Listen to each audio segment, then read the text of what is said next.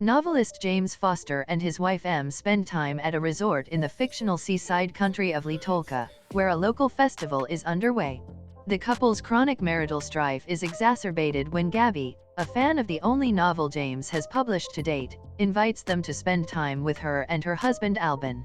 The four have dinner and decide to spend the next day driving in the countryside, even though they have been warned that tourists are to remain on the resort compound at all times. At a beach, as James urinates behind a tree, Gabby unexpectedly grabs him from behind and proceeds to give him a hand job.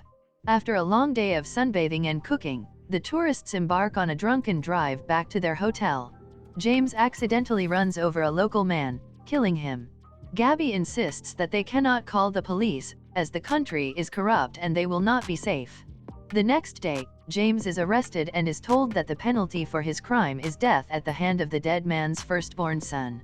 However, the country has a unique system of justice whereby the guilty for a hefty fee can be cloned and have their duplicates killed in their place. James, who married into money, pays the fee to have a double killed before his eyes. Em is horrified by the entire affair and wants to leave immediately, but James is titillated by the spectacle and wants to stay. He hides his passport, claiming that he has lost it, and encourages Em to return to the United States. James extends his stay by a week and encounters Gabby and Albin again. They introduce him to a small group of Western tourists who all have been convicted of serious crimes and have paid to watch their doubles killed. These people return to the resort annually, commit heinous crimes, and pay to watch their doubles get slaughtered.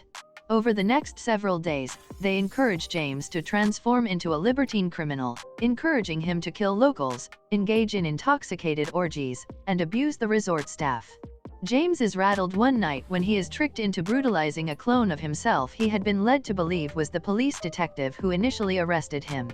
In a moment of clarity and panic, James retrieves his hidden passport and attempts to flee, but the tourist group accosts him and abducts him from the bus transporting him to the airport. Gabby reveals that she finds him pathetic and that the group is abusing him for their own amusement, hoping to turn him into a fellow murder tourist. He runs off into a nearby wilderness. Gabby shoots him in the leg as he flees. After hours of wandering, James collapses at a farm, where a local family takes him in to recuperate. In his drugged state, he experiences a series of hallucinations. Once he has regained his strength, he is again confronted by Gabby's group, who order him to kill a duplicate of himself to complete his transformation. He initially refuses, but when the clone attempts to kill him, James beats him to death.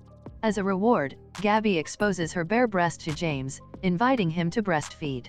The next day, as they head back to the United States, the other tourists casually chat about upcoming errands, while James is visibly shaken from the events of the past few days.